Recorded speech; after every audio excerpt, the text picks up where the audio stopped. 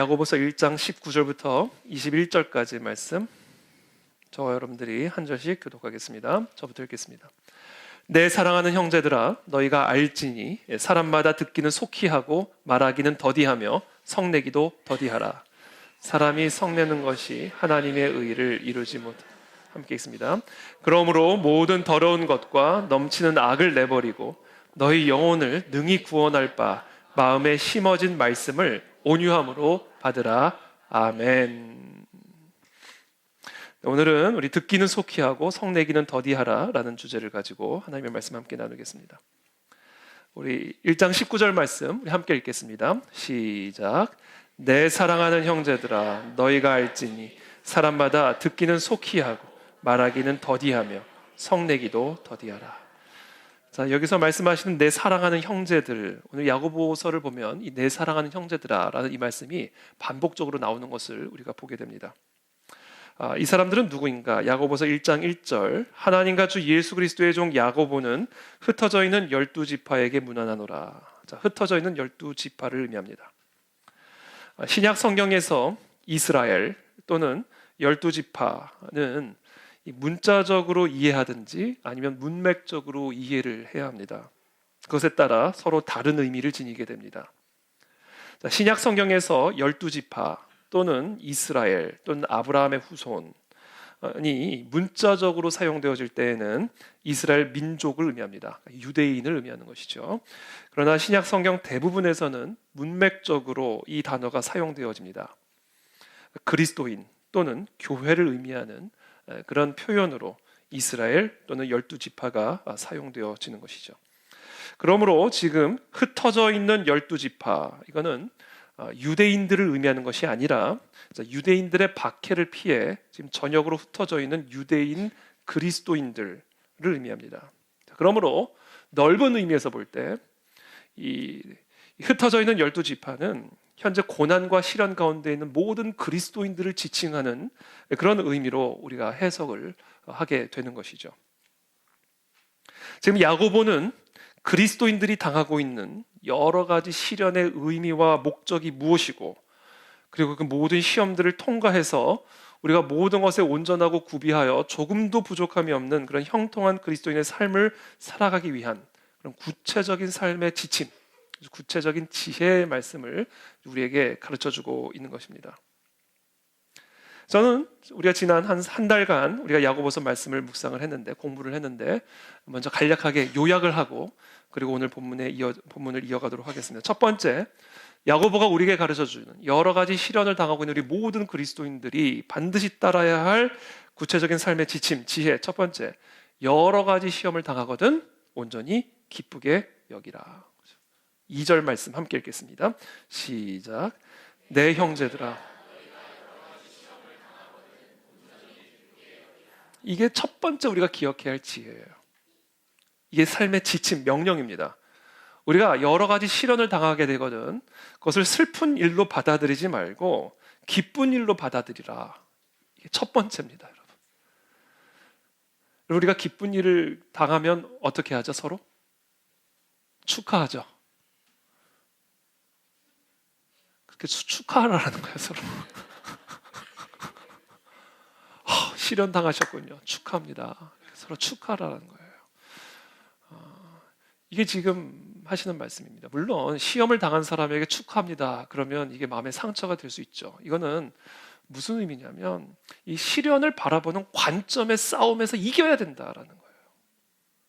그래서 인위적이지만 의도적으로라도 시련을 당한 사람들끼리 서로 축하하라는 거예요. 기쁜 일로 여기라는 겁니다. 이 시험과 시련, 고통과 슬픔을 바라보는 관점의 싸움에서 이겨야 된다라는 거예요. 그렇다면 우리가 왜 온전히 이 시련을 기쁘게 여겨야 하는가? 12절 말씀 또 함께 읽겠습니다. 시작.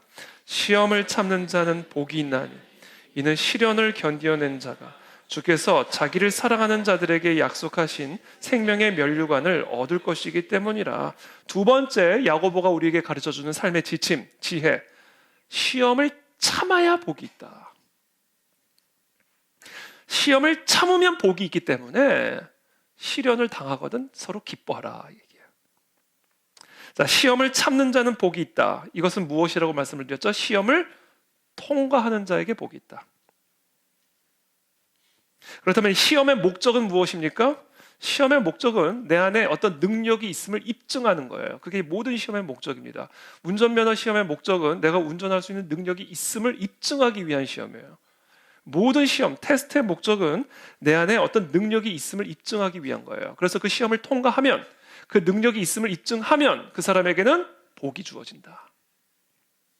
이것을 우리가 반드시 기억해야 한다. 그러므로 시험을 당했거든 반드시 통과해라.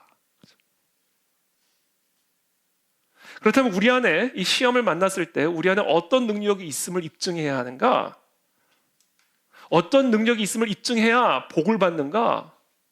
여러분, 운전면허 증을 받으려면 무슨 능력이 있어야 돼요? 운전할 수 있는 능력이 입증돼야 되죠. 하나님의 복을 받으려면요, 하나님의 복을 받을 만한 능력이 있음을 입증하셔야 돼요. 자, 하나님의 복을 받을 만한 능력이 있다. 이게 무슨 얘기일까요? 하나님의 복을 감당할 능력이 있음을 입증해야 된다는 얘기예요. 하나님 질문하시는 거예요. 너 내 복을 감당할 수 있겠니? 이거예요. 여러분, 복은요 절대로 우리가 우리가 뭐 이렇게 열심히 노력을 해서 복을 추구하는 게 아니에요. 복은요 받는 거예요. 그래서 받을 능력만 있으면 됩니다. 복을 만들어낼 능력이 우리에게 필요한 게 아니라고요. 우리에게는요 복을 받을 수 있는 능력만 있으면 돼요. 그것이 입증이 돼야 복을 받습니다. 복을 받을 수 있는 능력이란 무엇이다? 복을 감당할 수 있는 능력. 그것을 감당하지 못하면 복이 독이 되어 저주가 되기 때문입니다. 신명기 8장 11절의 말씀 함께 읽겠습니다. 시작.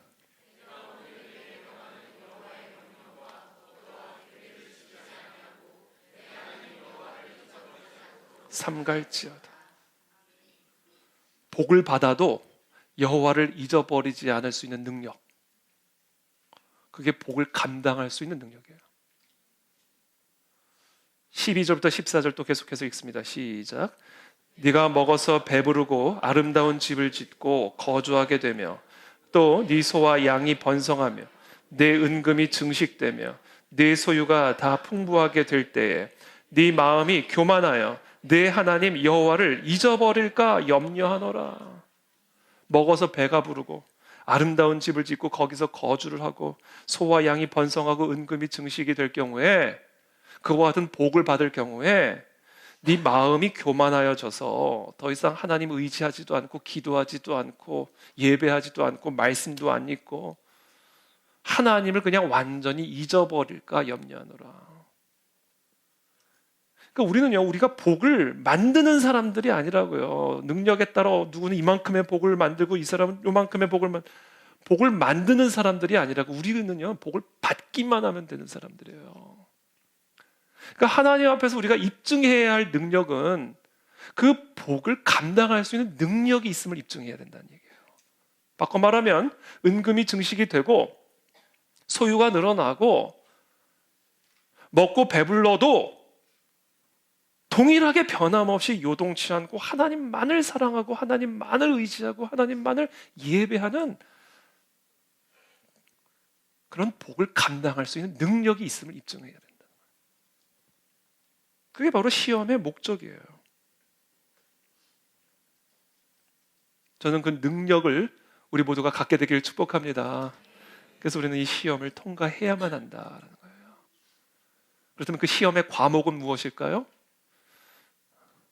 은금이 사라지고 무화과 나무에 열매가 없고 외양간에 가득했던 소들이 다 사라지고, 그래도 나는 여호와로 말미암아 기뻐하리로다. 그게 입증이 돼야 돼요. 그래야 내가 무화과 나무를 섬기는 게 아니라 하나님을 섬기는 자라는 사실을 입증할 수가 있는 거예요.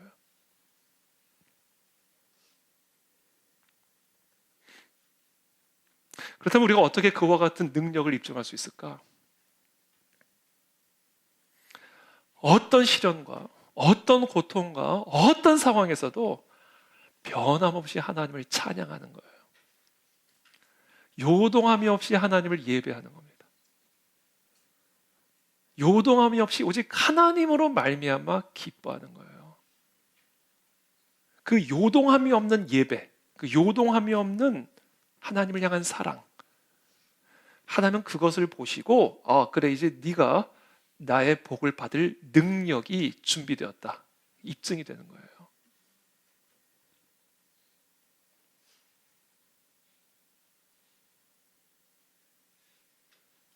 그래서 저는 이 시간 축복합니다. 어떤 시련 속에서도 변함없이 하나님을 찬양하시기를 축복합니다. 우리를 향하신 하나님의 사랑은 변함이 없어요. 여러분, 오늘 우리가 나쁜 짓 했다고 내일 해가 안 뜨나요? 오늘 우리가 나쁜 짓 했다고 해서 내일 해가 떴을 때 나만 햇빛이 피해서 다니나요? 아니에요. 내가 오늘 나쁜 짓을 해도 내일 변함없이 해가 뜹니다. 그 빛을 창조하신 하나님 아버지는 변함없이 우리를 사랑하십니다. 여러분 자신을 보지 마시고 하나님을 바라보세요. 그때 우리는 어떤 상황에서도 하나님만을 사랑할 수 있고 기뻐할 수 있고 찬양할 수 있다.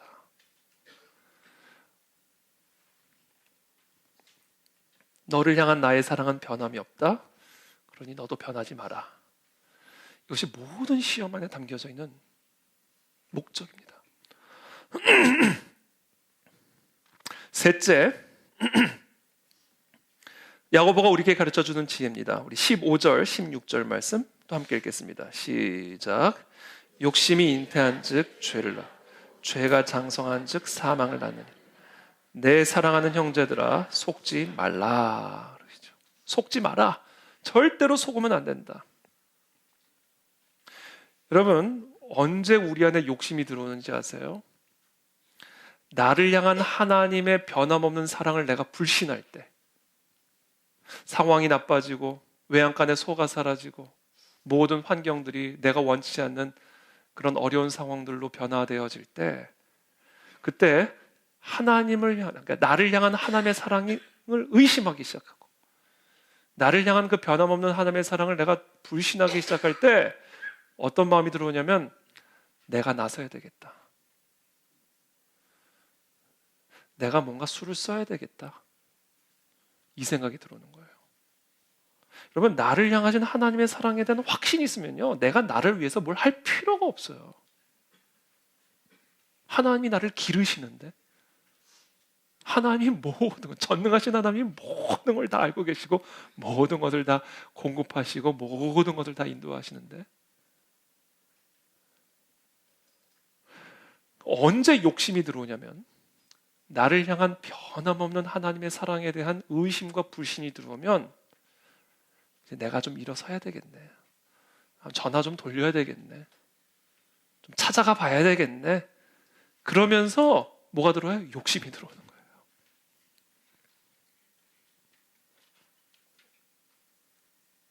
그러니까 하나님의 사랑, 나를 향한 하나님의 변함없는 사랑에 대한 그 불신이 내 안에서 욕심을 만들어내는 겁니다. 이거 갖고는 안 되겠다.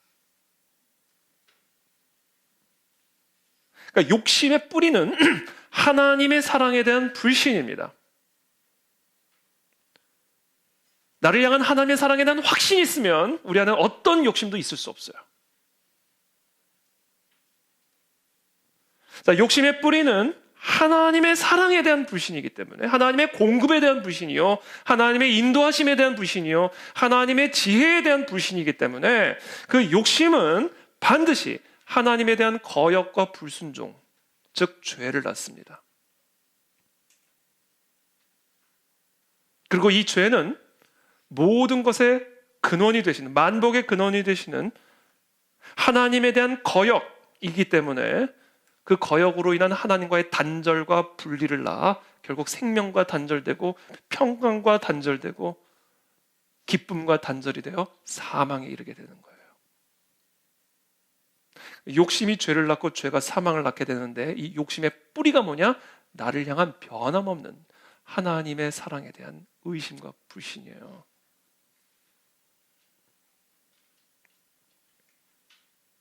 그래서 우리는 속지 말아야 됩니다.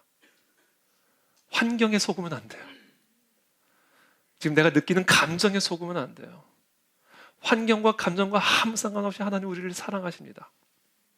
환경에 속지 않게 되기를 축복합니다. 지금 현재 상황에 속지 마십시오. 온갖 좋은 은사와 온전한 선물은 다 위로부터 빛들의 아버지께로부터 내려오나니 그는 변함도 없으시고 회전하는 그림자도 없으십니다. 그러므로 저와 여러분들을 향한 변함없는 하나님의 공급하심과 인도하심을 의심하지 마십시오. 속지 마십시오. 네 번째, 오늘 야고보가 오늘 본문을 통해서 우리에게 가르쳐 주시는 지혜, 우리가 반드시 기억해야 할 지침입니다. 1장 19절 말씀 함께 읽겠습니다. 시작. 내 사랑하는 형제들아, 너희가 알지 못해 사람마다 듣기는 속히 하고 말하기는 더디하며 성내기도 더디하라. 자, 오늘 본문을 통해서 야고보는 우리가 반드시 기억해야 할 지침, 특별히 시련 가운데 있는 그리스도인들이 기억해야 할 지혜를 말씀합니다. 첫 번째, 듣기는 속히 하라. 누구의 말을 듣기를 속히 해야 할까요? 사람의 말 듣기를 속히 해야 할까요? 그렇게 되면 여러분 반드시 마귀에게 속아 넘어가게 됩니다. 여러분, 왜 이 땅에 원죄가 시작이 됐는지 아세요? 왜 이 땅이 저주를 받고 이 땅이 이런 고통의 땅이 되는지 아세요? 남편이 아내 말 들어서 그런 거예요.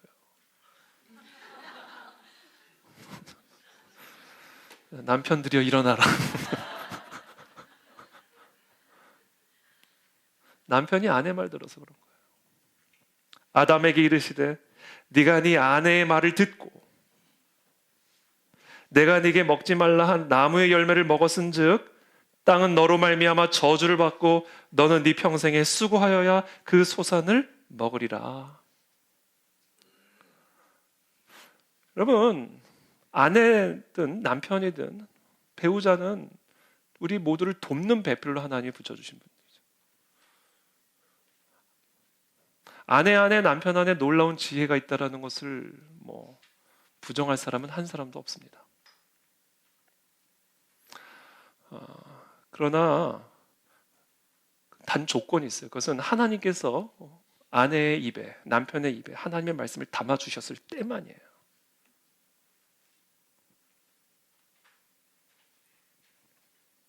그 사람의 말 안에 누가 뭘 집어넣는지 어떻게 합니까? 영적인 분별력이 없이 사람의 말을 속히 들으면 반드시 마귀에게 속아 넘어가게 됩니다.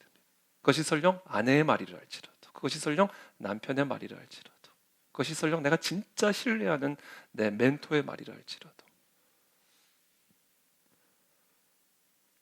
그들을 통해서 우리가 하나님의 음성을 들을 수 있는 경우는 하나님께서 그들의 입에 하나님의 말씀을 넣어주셨을 때만이에요. 여러분, 사람이 뭐라고 말하는지는 하나도 중요한 게 아니에요. 세상이 뭐라고 말하는지는 정말 하나도 중요한 게 아닙니다, 여러분. 내 내면에서 떠들고 있는 내 공상의 소리가 어떤 소리가 들린 거는 하나도 중요한 게 아니에요. 우리에게 중요한 소리는 오직 하나입니다. 하나님의 입에서 나오는 소리예요. 아무리 흑암이 혼돈 중에 깊어도 빛이 있으라 하시면 빛이 생기게 하는 게 하나님의 말씀입니다, 여러분. 우리가 다른 어떤 소리를 듣겠습니까? 어떤 소망도 남아있지 않은 마른 뼈라 할지라도 사방에서 생기야 들어가라. 그럼 마른 뼈가 살아나 군대가 되게 하는 능력이 하나님의 말씀 안에 있는 능력이에요. 왜요? 이 말씀은 하나님이시니까. 어떤 바람과 파도가 불어닥친다 해도 잠잠하라, 이 말씀 한마디면 성난 파도를 즉각적으로 잠잠케 하실 수 있는 그 권세와 능력이 바로 이 하나님의 말씀 안에 있어요. 그러니 우리가 이 시련 속에, 환난 속에 누구의 소리에 귀를 기울여야겠습니까? 오직 이 하나님의 소리를 듣는 일에만 집중해야 된다. 하나님이 뭐라고 말씀하셨냐가 중요한 거지, 사람이 뭐라고 말하느냐는 하나도 중요한 게 아니에요.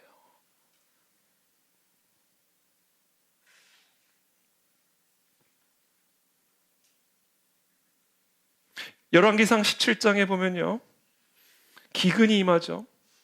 기근이 임하니까 먹을 게 없어요. 마실 게 하나도 없어요. 온 땅에 기근이 임했으니까. 근데 그때 여호와의 말씀이 열왕기상 17장 2절이에요. 한번 보여주시죠. 전 이 말씀이 너무 좋아요. 여호와의 말씀이 엘리야에게 임하여 이르시되. 여호와의 말씀이 이태희에게 임하여 이르시되. 여호와의 말씀이 정창원에게 임하여 이르시되. 그러면 끝나는 거예요, 여러분. 저는 오늘 여호와의 말씀이 우리 그 안에 질교회 모든 성도들에게 임하여 이르시되, 이 말씀이 임할지어다. 이 기근의 때 여호와의 말씀이 임하시면 되는 거예요. 그게 없는 게 기근이에요. 말씀이 없는 게 기근이요, 말씀이 없는 게 흉년인 거예요. 말씀이 임하시면 되는 겁니다. 그러니까 여러분, 어떤 시련의 터널을 통과든 여러분 구약과 딱 하나야. 하나님의 말씀이 임하게 하여 주옵소서. 하나님의 소리를 듣게 하여 주옵소서.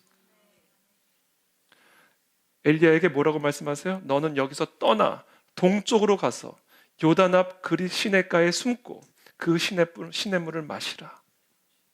내가 까마귀들에게 명령하여 거기서 너를 먹이게 하리라. 하나님이 까마귀들에게 명령하셔서 엘리야에게 먹을 것을 공급하시겠다라는 거예요. 그러니까 여러분, 우리가 복을 만들어내는 사람들이 아니라고요. 우리는 복을 받을 능력만 있으면 돼요. 그 복을 받을 수 있는 능력이 뭐예요? 하나님의 음성을 듣는 겁니다. 또 말씀하세요. 여호와의 말씀이 엘리야에게 임하여 이르시되. 열왕기상 17장 8절이죠.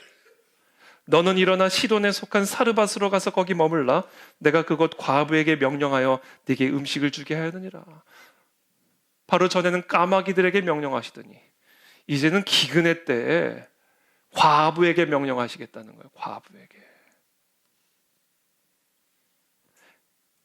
엘리야가 그 과부를 찾아갑니다. 그에게 이르되 두려워하지 말고 가서 네 말대로 하려니와. 이게 무슨 얘기예요? 먹을 것을 좀 가져와라. 왜? 하나님이 먹을 것을 이 여인을 통해서 주겠다고 약속하셨으니까. 근데 보니까 이 여인이 먹을 게 없어요. 밀가루 조금 하고 기름 조금이에요. 그리고 말하기를 이거 만들어 먹고 아들과 같이 죽으려고 그런다는 거예요.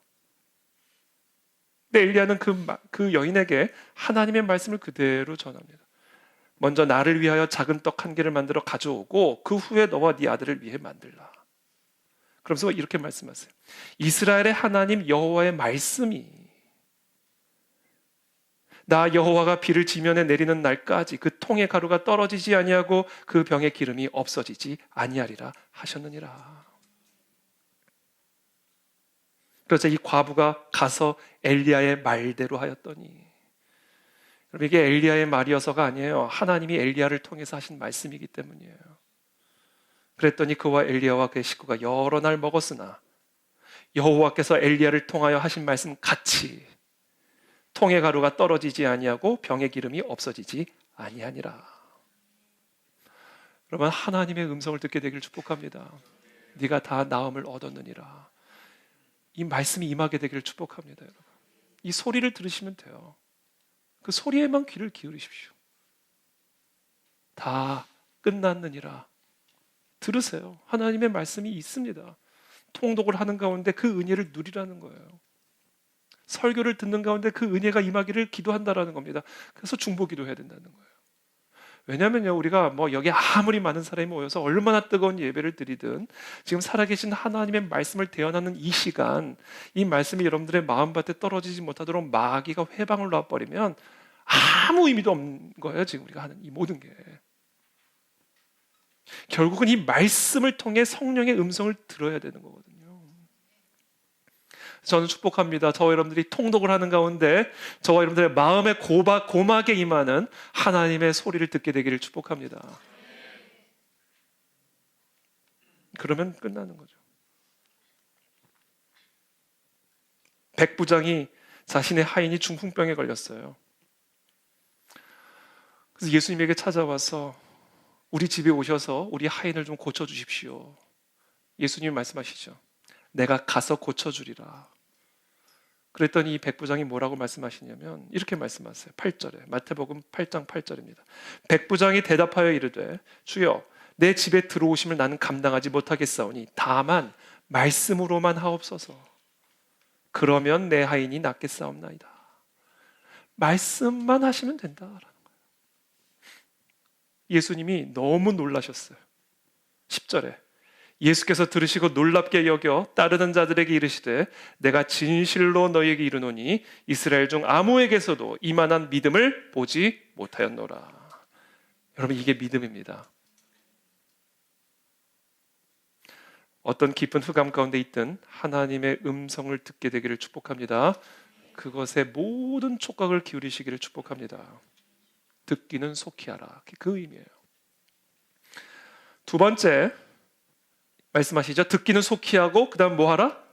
말하기는 더디하며 성내기도 더디하라. 말하기를 더디하고 성내기도 더디하라라는 얘기예요.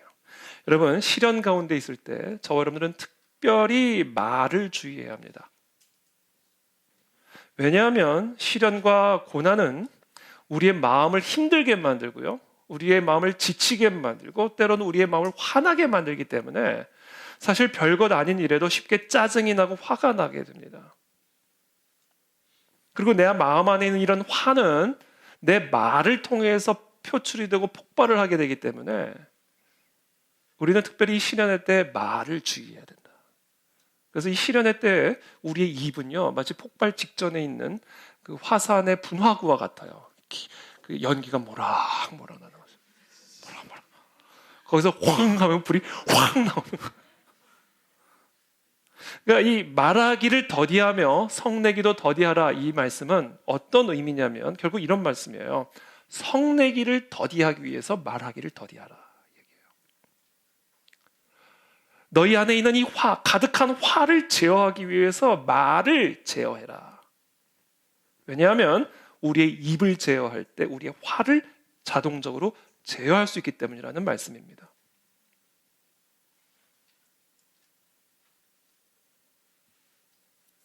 저도 저 화 낼 것 같으세요? 안 낼 것 같으세요? 갑자기 화가 나려고 그러나? 화내죠. 당연히 화내죠. 근데 제가 언제 가장 화를 내냐면 설교 준비할 때. 예민해지니까. 그러니까 마음이 예민해지면요, 화가 나요. 조금만 이라도. 노크 소리도 듣기 싫으니까.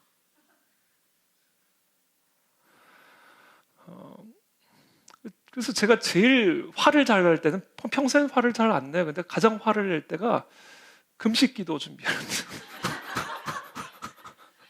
설교 준비했는데 밥까지 굶었어. 그러니까 그때는 제 방에 사람들이 안 와요.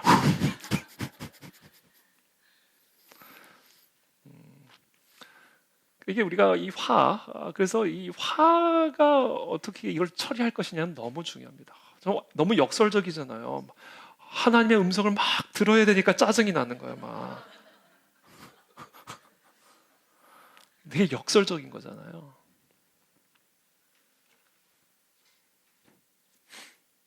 20절에 이렇게 말씀하세요. 20절 말씀 함께 읽겠습니다. 시작. 사람이 성내는 것이 하나님의 의를 이루지 못함이라. 자, 여러분, 우리가 특별히 시련 가운데 있을 때, 환난 가운데 있을 때, 고통 가운데 있을 때 특별히 우리의 마음을 주의해야 되고 특별히 우리의 말을 주의해야 하는데, 왜냐하면 사람이 성을 내면 하나님의 의를 이룰 수가 없기 때문이에요. 이게 무슨 말이냐면 사람이 쉽게 화를 내면요, 그 인생은 반드시 망한다 이야기예요. 쉽게 화내는 사람, 마음에 있는 분노를 쉽게 말로 표현하는 사람, 그 사람의 인생은 반드시 망한다, 승진 못한다. 그런 사람 절대 결혼 못한다. 결혼해도 지옥이다. 화를 쉽게 내는 사람은 망한다, 그 얘기예요. 뭘 하든 망한다, 그 얘기예요.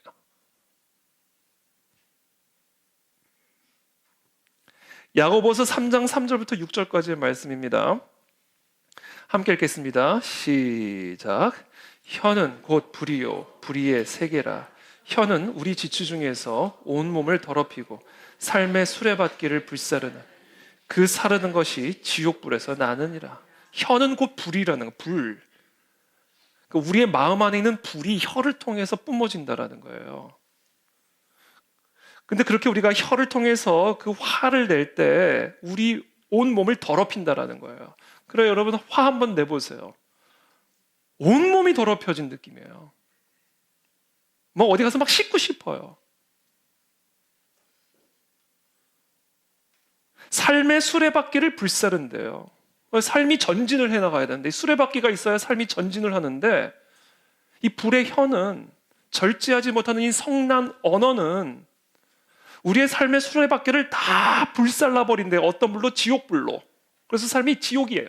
지옥이 된다는 거예요. 삶이 전진하지 못하고 지옥불에 다 타버린다는 거예요. 잠언 14장 17절입니다. 함께 읽습니다. 시작. 노하기를 속히 하는 자는 어리석은 일을, 속히 노하는 사람, 쉽게 함부로 화내는 사람, 분노의 언어를 함부로 뿜어내는 사람은요 반드시 어리석은 짓을 합니다. 잠언 27장 4절에 솔로몬은 말합니다. 분은 잔인하고 노는 창수 같거니와. 자, 솔로몬은 이 분노가 갖고 있는 파괴적인 위력, 이 파괴적인 위력을 아주 잔인하고 감당하기 어려운 홍수에 비유합니다. 그러니까 솔로몬이 지금 이 쉬지 않고 성내는 거, 절제하지 못하고 화내는 이와 같은 사람을 연상하면서 쓰나미를 연상하는 거야. 여러분 쓰나미 기억하시죠? 일본에 종종 쓰나미 일어나죠. 그렇게 되면 어떻게 해요? 그 물이요 마을 전체를 그냥 순식간에 덮어버려요. 뭐 어떤 집도 다 삼켜버립니다. 허물어버립니다. 자동차가요 둥둥둥 떠다니게 돼요. 아무리 산으로 올라가도 금방 사람들을 삼켜버립니다. 그게 지금 솔로몬이 쉽게 성내는 사람을 생각하며 연상하고 있는 그림이에요. 파괴적인 이 분노. 그래서 우리는 지금 오늘 이 야고보의 지혜, 특별히 우리가 시련 가운데 있거나 어려움 가운데 있을 때는 마음에 분노가 가득 차오를 수가 있기 때문에 혀를 특별히 주의하지 않으면 내 마음 안에 있는 화를 조절하지 못하고 삶을 지옥으로 만들어버린다. 이 시험을 통과해야 되는 거죠. 이 시험을 통과해야 내가 하나님의 복을 받을 능력이 입증이 되는 거예요. 화를 제어하시기를 축복합니다. 마음에 짜증과 분노가 있을 수 있지만 어려우니까. 그러나 그것을 혀를 절제함으로 성을 절제하시게 되기를 축복합니다. 분노의 치명적인 결과들이 있어요. 쓰나미같이 우리의 삶을 지옥불로 바꿔버리는 이 분노의 치명적인 결과가 있는데 첫 번째, 분노는요 갈등을 일으켜요. 잠언 29장 22절 말씀 함께 읽겠습니다. 시작. 노하는 자는 다툼을 일으키고 성내는 자는 범죄함이 많으니라. 그렇죠? 쉽게 화를 내는 사람은요 항상 갈등과 다툼을 일으킵니다. 그래서 쉽게 화를 내는 사람들은요 곁에 사람이 없어요. 자식도 잘 안 갑니다. 부모한테. 화를 잘 내면 배우자는 그냥 지옥에서 사는 거예요. 지옥이에요, 지옥. 잠언 22장 24절의 말씀이죠. 또 함께 읽겠습니다. 시작. 노를 품는 자와 사귀지 마. 울분한 자와 동행하지 말래잖아요. 왜? 다치니까. 그러니까 화를 잘 내는 사람을 좋아할 사람은 없습니다. 이 세상에 그 누구도. 화를 잘 내는 사람과 함께 하기를 원하는 사람은 없어요. 세상에. 왜? 항상 갈등을 일으키고 다툼을 일으키고 상처를 주니까. 여러분, 부모의 폭언과 심지어 폭행이 얼마나 많은 자녀들을 시달리게 만든지 아십니까? 이 상처가요, 이거는 뭐 이루 말할 수가 없어요.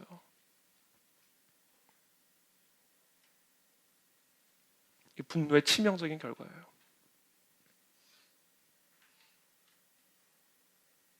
그래서 오죽하면 칼이라고 얘기하겠어요.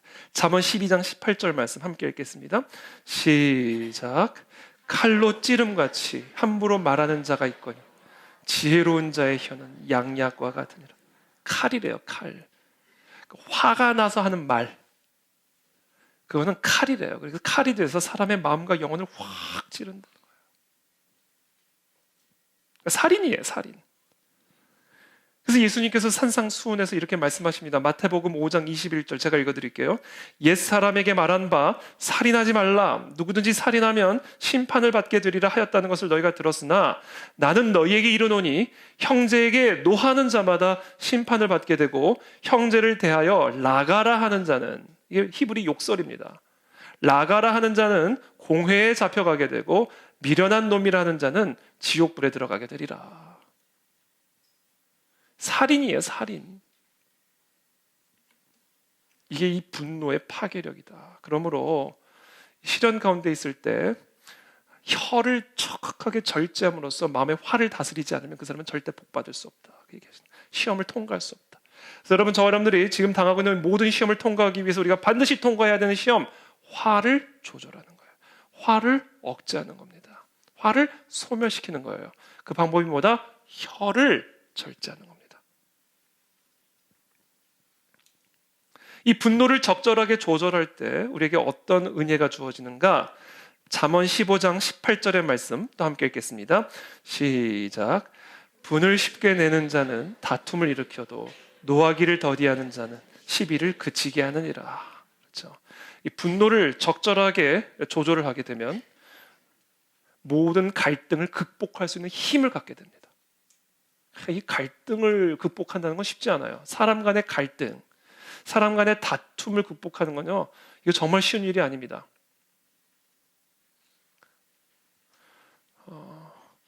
근데 내 안에 이 분노를 우리가 적절하게 조절을 하게 될 때 우리는 사람 사이의 갈등과 다툼을 극복할 수 있는 힘을 갖게 된다라는 거예요. 반면에 그것을 적절하게 조절하지 못할 때 그 갈등과 그 모든 다툼에 기름을 부어버려 그 갈등의 폭을 더 깊이 삶을 지옥으로 만들어버리는 거예요. 또 어떤 은혜가 주어지는가? 잠언 14장 29절입니다. 함께 읽습니다. 시작. 노하기를 더디하는 자는 크게 명철하여도 마음이 조급한 자는 어리석음을 나타내느니라. 우리가 우리의 분노를 절제하고 우리의 혀를 절제하게 되면 지혜를 얻게 됩니다. 큰 지혜를 얻게 돼요. 그게 하나님이 주시는 은혜예요. 여러분, 분노에 휩싸인 사람은 절대로 지혜로울 수가 없습니다. 이 분노에 휩싸여서 혀를 막 함부로 쏟아내는 사람은 절대로 지혜로울 수가 없어요. 그 사람의 입에서는요, 절대로 지혜로운 말이 나올 수가 없어요. 절대로 듣지 마세요. 화난 사람의 말은. 그건 어리석음 덩어리입니다.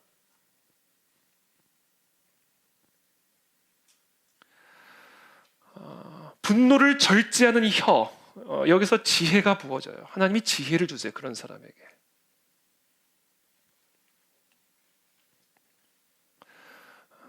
또 잠언 16장 32절 말씀 또 함께 읽겠습니다. 시작. 노하기를 더디하는 자는 용사보다 낫고 자기의 마음을 다스리는 자는 성을 빼앗는 자보다 나으니라. 그렇죠? 성을 빼앗는 자보다 낫다. 용사보다 더 강한 힘이 주어집니다. 내 마음을 다스리는 사람은 성을 빼앗는 자보다 더 강한 사람이기 때문에 나의 혀를 제어함으로 내 안에 있는 이 마음의 화와 분노를 절제하는 사람은요, 그 사람에게 강력한 힘이 주어져요. 권세가 주어집니다. 그래서 성을 빼앗을 수 있는 능력이 주어진다.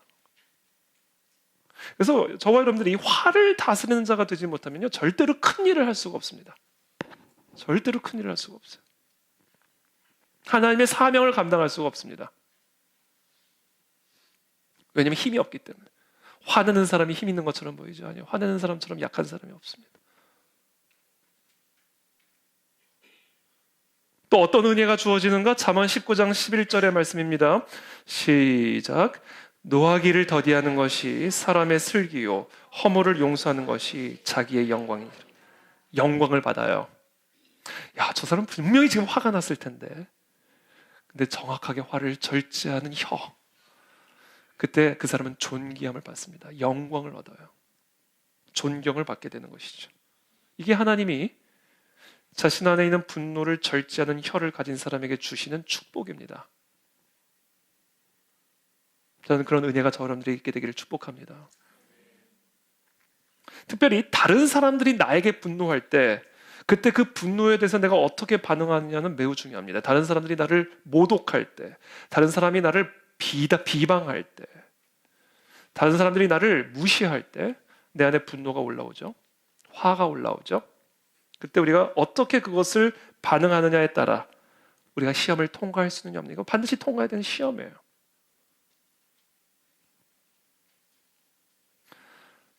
잠언 15장 1절 솔로몬의 지혜입니다. 함께 읽겠습니다.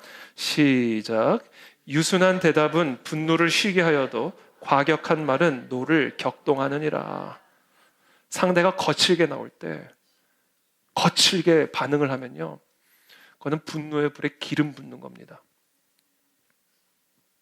반드시 기억해야 돼요. 상대방이 나를 거칠게 대할 때 우리는 반드시 부드럽게 대응을 해야 된다는 사실을 꼭 기억하시기를 축복합니다. 유순한 대답은 분노를 잠재운다. 상대가 준 모욕에 모욕으로 되갚는 대신에 부드러운 목소리와 품위 있는 표현으로 대응하는 거, 이게 바로 솔로몬의 지혜입니다. 하나님은 그와 같은 자에게 그래, 패스, 복을 받을 능력 준비됐어, 이거예요. 여러분 운전할 때 한번 잘 시험해 보세요. 여러분 옆에서 누가 빵빵 그러면 그때 이게 또 미소가 또 잘못되면 비웃는 것처럼 보여질 수 있으니까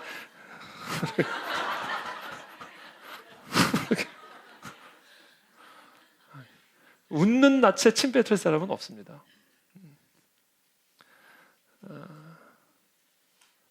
상대를 자극하지 않는 거예요. 부드러운 반응으로. 잠언 26장 1절입니다. 죄송합니다. 잠언 26장 20절입니다. 함께 읽겠습니다. 시작.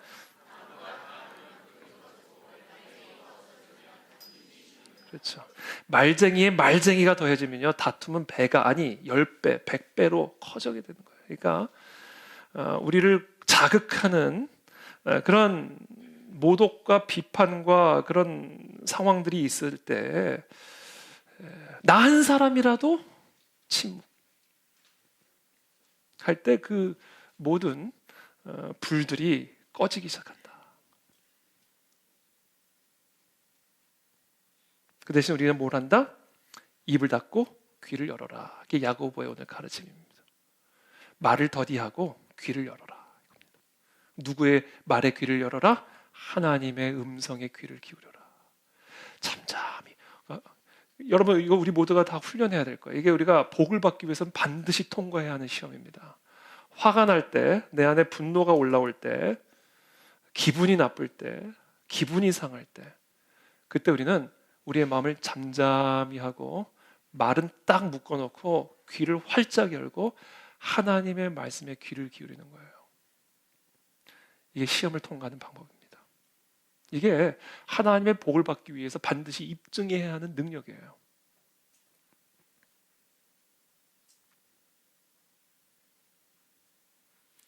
어떤 마니교 신자, 마니교라고 하는 건 이제 고대 시대의 이제 이단 종교입니다. 이 마니교 신자가 어거스틴 교부와 함께 논쟁을 벌이게 됐어요. 어거스틴도 사실 한때 마니교에 심취했을 때가 있었죠. 이 마니교 신자가 어거스틴과 계속 이 신학적인 논쟁을 하면서 계속 몰아붙이는 거예요. 내 말을 들어보시오. 내 말을 좀 들어보라니까. 계속해서 이 어거스틴을 밀어붙였어요. 아우성을 쳤습니다. 그래서 어거스틴이 아주 조심스러운 어조로 이렇게 대답을 했습니다. 내가 당신 말을 들을 것이 아니라, 또한 당신이 내 말을 들을 것이 아니라 우리 두 사람 다 사도의 말씀에 귀를 기울입시다. 바로 이겁니다, 여러분. 혹시 저와 여러분들의 삶에 다툼이 있고 분쟁이 있는 그런 상황 가운데 계신 분들이 있습니까? 여러분, 내 말을 들으라고 강요하지 마세요. 또 그 사람의 말을 우리가 들어야 된다라고 압박하지도 마십시오. 우리 두 사람 다, 우리 모두가 다 귀를 기울여야 할 것은 바로 하나님이 뭐라고 말씀하시느냐. 도대체 하나님은 뭐라고 말씀하시느냐에 우리의 모든 귀가 집중이 되어 있어야 돼요. 왜? 그 말씀이 모든 것을 창조하시고 이끄시는 하나님이시기 때문에 그래요.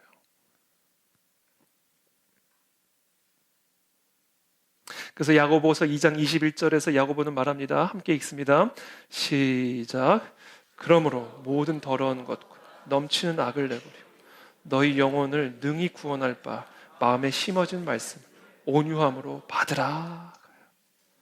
그러므로 이 시험을 통과하기 위해서, 그러므로 모든 더러운 것과 넘치는 악을 다 내버려라. 이게 뭐야? 너희 안에 있는 모든 분노와 미움과 이런 모든 더러운 마음들을 다 내버려라. 그리고 뭘 하라?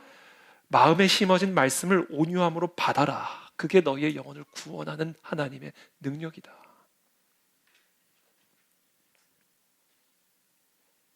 하나님의 말씀을 받으라는 거예요. 하나님의 음성을 들으라는 거예요. 그럼 그렇게 결단하시게 되길 축복합니다. 이게 시험을 통과하는 방법이에요. 하나님은 보십니다. 그런 상황에서도 내 귀를 누구의 소리에 집중하고 있는가? 얼만큼 내 마음의 분노와 내 마음의 이런 모든 더러운 것들을 혀를 절제함으로 제어하고 내 귀를 얼마나 하나님의 음성에 귀를 기울이고 있는가를 하나님은 보시기를 원하세요. 그래야 복을 받을 수 있어요. 그래야 복을 받을 수 있는 능력이 입증이 되는 겁니다. 마음에 심어진 말씀을 온유함으로 받아라. 이겁니다. 우리가 분노에 대해서 오늘 하나님 우리에게 주시는 말씀인데, 이 분노는 이 빙산의 일각과 같아요. 이 분노의 문제, 우리 모두의 문제입니다. 이 눈에 보이는 것은 분노의 문제이지만 사실은 빙산의 일각입니다. 그 분노를 만들어내는 1차적인 뿌리가 있어요. 이 1차적인 뿌리가 없으면 분노도 없어요. 이 1차적인 뿌리가 있기 때문에 2차적인 열매로서 분노가 나타나는 거예요.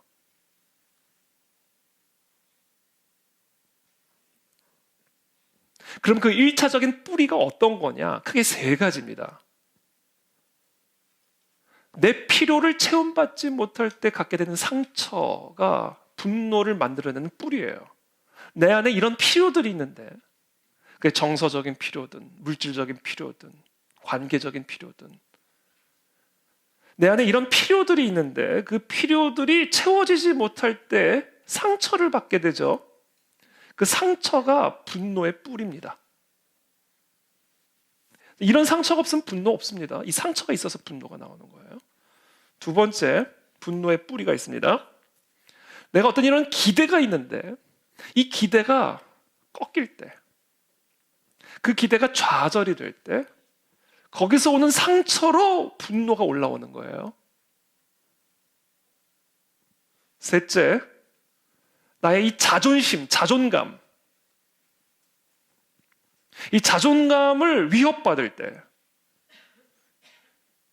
자존감이 손상당할 때, 내 안위가 위협을 받을 때, 거기서 오는 그 불안감이, 그 상처가 우리 안에 분노를 만들어내는 겁니다. 이 세 가지 상처를 여러분들이 기억하셔야 돼요.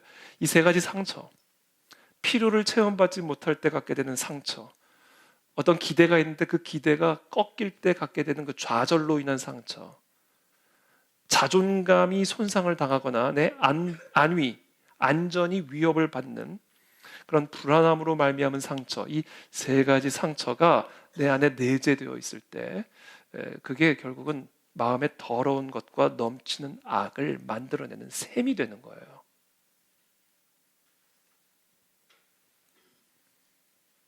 그리고 이런 상처들은요, 일단 기본적으로 어린 시절에 몸에 배게 됩니다.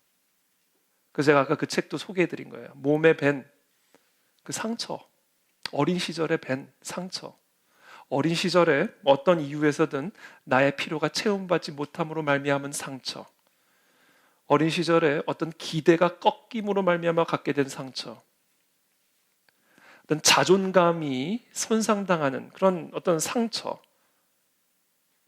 그 상처를 가진 어린 아이가 내재 과거아예요.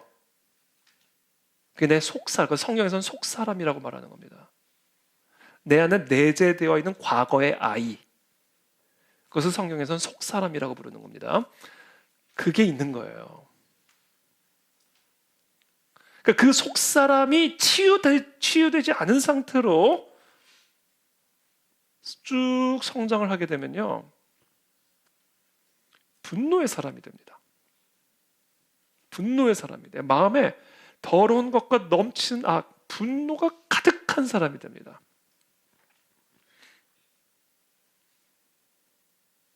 그래서 그 분노가 그 사람의 기질을 병들게 만들고요, 그 사람의 성격을 병들게 만들고요, 관점을 병들게 만들고요, 관계를, 독이에요, 독.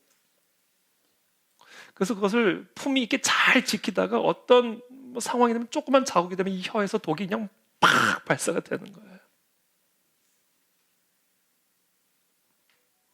그런 사람에게 복을 주실 수가 없습니다.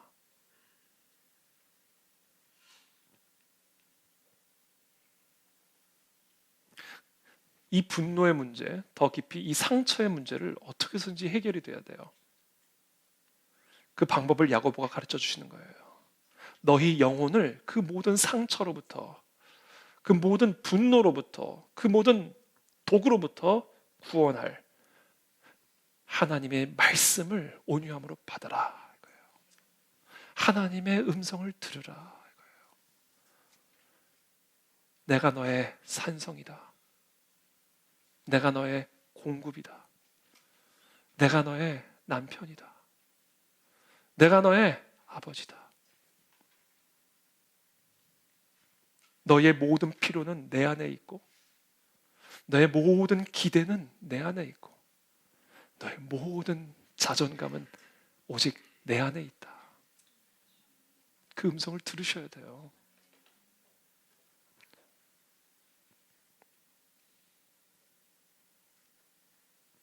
여러분, 이제 결론입니다.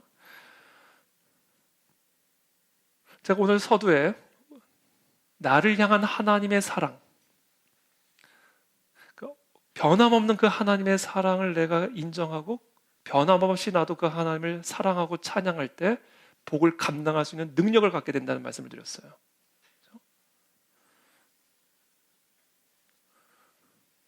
나를 향하신 그 하나님의 사랑에 대해서 내가 불신하기 시작할 때요, 욕심이 들어온다고 그랬죠? 그 욕심이 뭐냐면 욕구불만이에요. 그게. 그러니까 지금 제가 말씀드린 세 가지 상처가 다 뭐예요? 욕구불만이에요. 필요에 대한 욕구불만이에요. 기대에 대한 욕구불만이에요. 자존감에 대한, 안전에 대한 욕구불만, 이게 다 욕구불만이에요. 내 안에 어떤 필요가 있는데, 욕구가 있는데 그것이 채워지지 않을 때 그게 상처가 되고, 그리고 그것이 분노가 되는 거예요. 그럼 언제 이 욕구불만이 계속해서 활활 타오르는가? 이 욕구불만의 이 동력, 욕구불만의 뿌리가 뭐냐? 나를 향한 하나님의 사랑에 대한 불신이에요. 여러분들 그걸 인정하든 인정하지 않든 하나님이 나를 사랑하신다라는 확신 속에 있다면 어찌 내가 필요를 채움받지 못한 상처로 분노할 수가 있겠어요? 어찌 내가 기대가 꺾임에서 오는 그 상처로 인한 분노가 내 안에서 활활 타오를 수가 있겠어요?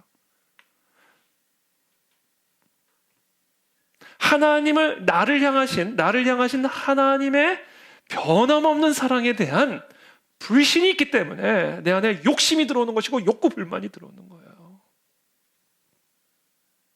그리고 그것이 결국 우리를 죄와 사망의 저주로 끌어가는 겁니다. 그래서 우리는 이 시험을 통과해야 돼요. 하나님은 나를 변함없이 사랑하신다. 하나님의 사랑으로 나의 모든 필요는 차고도 넘친다. 하나님의 사랑으로 나의 모든 기대는 차고도 넘치기에 충족되었다.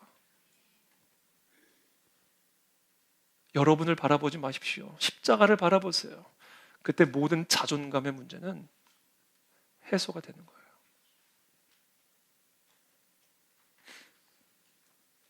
그러면서 저는 이 시간 축복합니다. 오늘 이 시간 우리를 하나님이 얼마나 사랑하시는지 그 하나님의 음성을 여러분들이 듣게 되기를 바랍니다. 내가 너를 사랑하노라. 너는 나의 것이다. 나의 아들이요 나의 딸이다. 네가 물 가운데로 지나든 불 가운데로 지나든 내가 너와 함께 할 것이라. 너는 내 것이라. 그래서 오늘 야고보가 말하는 겁니다. 시련 가운데 있는, 박해 가운데 있는, 환난 가운데 있는 그리스도인들을 향하여 말하는 것. 내 형제들아, 내 사랑하는 형제들아, 절대 속지 마라. 절대로 속지 마라. 너의 필요가 채워지지 않았다라고 속지 마라. 너의 기대가 꺾였다고 속지 마라. 너의 모든 필요와 너의 모든 기대는 내 안에 있다. 그러므로 하나님의 말씀을 듣는 일에 집중하라. 그래요, 맞아요. 우리가 하나님의 음성을 들으면요, 제일 먼저 뭐를 경험하게 되냐면 하나님이 나를 얼마나 사랑하는지를 경험하게 됩니다. 이게 우리가 하나님의 음성을 들었을 때 나타나는 가장 중요한 현상이에요. 하나님이 나를 얼마나 사랑하시는지.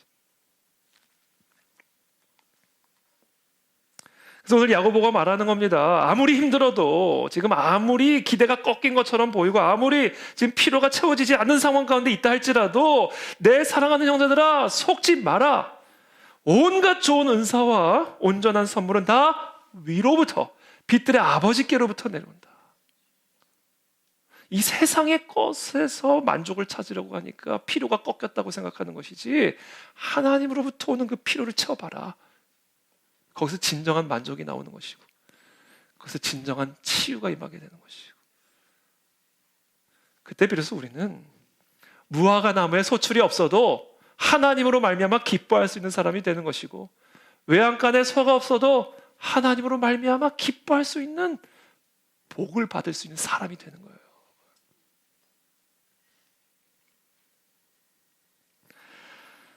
로마서 8장 37절부터 39절까지 함께 읽고 오늘 함께 말씀 맺겠습니다. 37절부터 39절의 말씀입니다. 함께 읽겠습니다. 시작. 그러나 이 모든 일에 우리를 사랑하시는 이로 말미암아 우리가 넉넉히 이기느니라. 내가 확신하노니 사망이나 생명이나 천사들이나 권세자들이나 현재일이나 장래일이나 능력이나 높음이나 깊음이나 다른 어떤 피조물이라도 우리를 우리 주 그리스도 예수 안에 있는 하나님의 사랑에서 끊을 수 없으리라. 아멘. 여러분, 하나님의 사랑을 의심하지 마십시오. 십자가를 바라보십시오. 여러분 자신을 바라보지 마시고, 여러분 옆에 있는 사람들 바라보지 마시고, 오직 십자가만을 바라보십시오. 우리의 모든 연약함과 우리의 모든 수치와 우리의 모든 질병과 우리의 모든 죄악을 대신 담당하시고 십자가에서 죽기까지 사랑하신 그 십자가만을 바라보십시오. 우리를 위해서 사랑하는 아들까지 십자가에 내어주신 이가 우리를 향한 사랑을 변화시키시겠습니까? 우리를 향한 하나님의 사랑은 변함이 없습니다. 그러므로 그 사랑, 그 하나님에 대한 여러분들의 사랑을 입증해 드리십시오. 변함없이 하나님을 찬양합니다. 요동치 않고 하나님을 찬양합니다. 무화과 나무에 소출이 없어도 나는 하나님으로 인하여 기뻐하기를 원하나이다. 내 안에 있는 모든 욕심들은 사라질지어다. 모든 욕구 불만의 속임수들은 끊어질지어다. 온갖 좋은 선물, 하나님으로부터 부어지는 선물로 충만할지어다. 함께 기도하며 나가겠습니다.